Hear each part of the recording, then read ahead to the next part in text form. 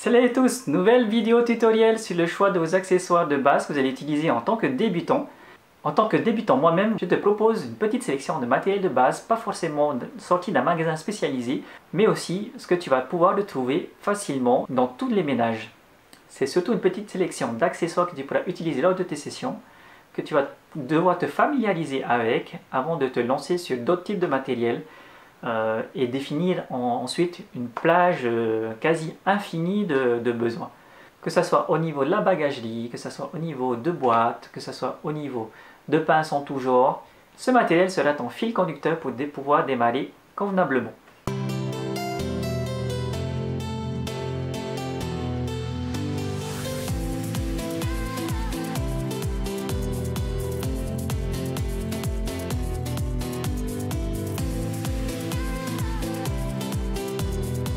Comme je vous le disais tout à l'heure, il faudra un minimum de matériel pour pouvoir faire de la pêche. Ça sera le matériel de base que vous allez utiliser. Vous pourrez agrémenter avec d'autres matériels, bien sûr.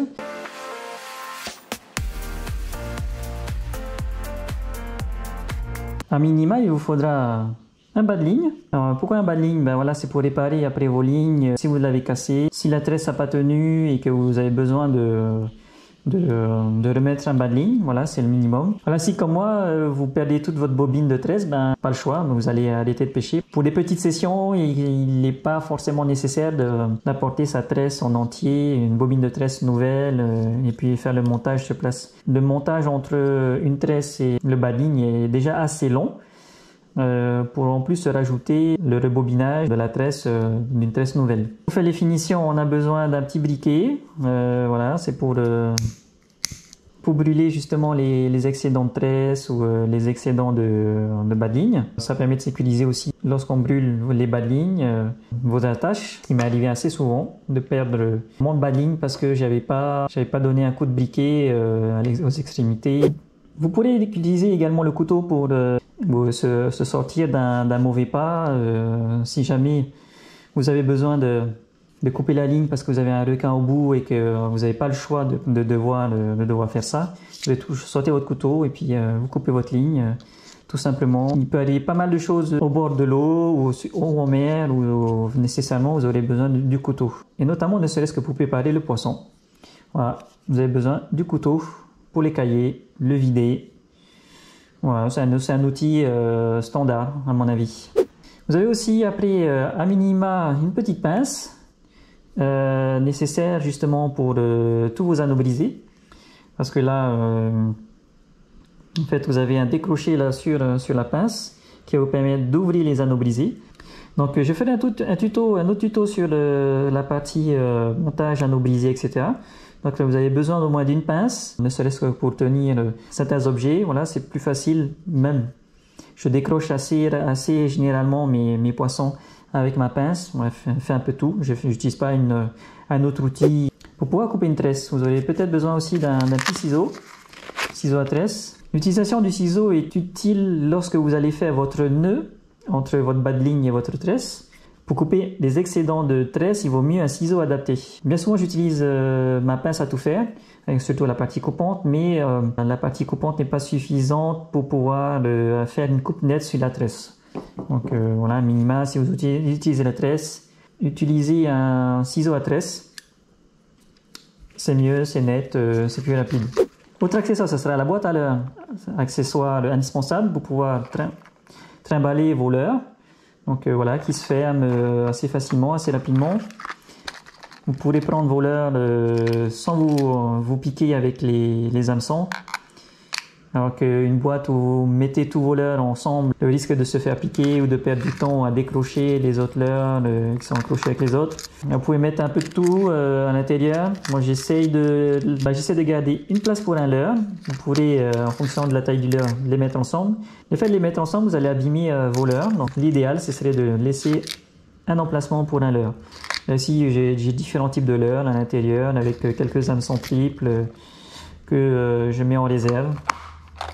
Vous avez aussi la partie de l'autre côté, vous pourrez mettre d'autres leurres. Là j'ai des plus petits, un peu moins remplis, mais voilà, vous pourrez remplir avec, en fonction des leurres que vous préférez, que vous allez utiliser pendant une session.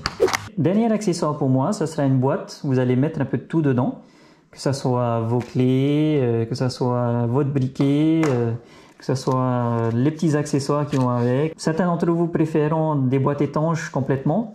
Mais voilà, si vous n'avez pas ça sous la main, vous voulez commencer assez rapidement, vous prenez une petite boîte tupperware, vous mettez pas mal de petits accessoires à l'intérieur. Voilà, que ce soit émerillons, des agrafes, des anneaux brisés. Voilà, vous pouvez mettre plein de petites choses à l'intérieur. Donc c'est pas mal, ça reste assez hermétique. On n'aura pas le côté étanche complet qu'on aura sur une boîte étanche, mais c'est un minimum déjà. Je trouve que c'est assez pratique. Ouvrir, fermer, c'est au sec, donc tant mieux. Là pour moi c'est la famille des accessoires minimum.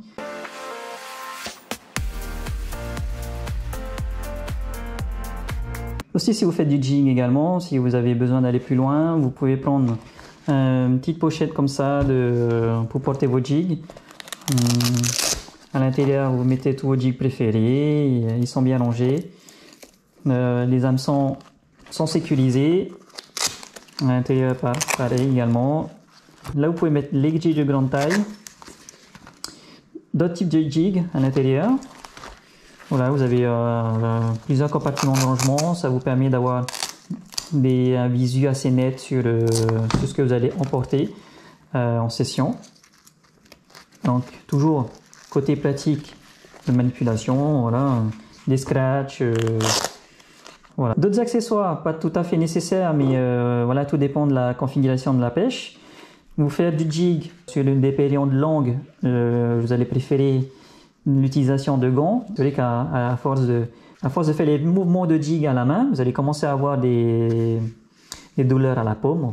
Tout dépend du côté de la poignée que vous avez. En tout cas, moi, c'est la gauche. Donc voilà, à force de maintenir la poignée, voilà, toute la journée à faire du jig, il est plus confortable, voilà, d'avoir une paire de gants adaptés, notamment aussi pour décrocher les lignes qui sont bloquées dans le fond. Une paire de gants, c'est pas mal pour pouvoir tirer parce que là, la tresse est assez coupante. Autre accessoire, je trouve assez nécessaire à avoir sur soi. Voilà, c'est une pince assez longue, une pince à bec assez longue. Donc, avoir sa pince, une pince de ce calibre-là pour pouvoir enlever, retirer les hameçons, voilà.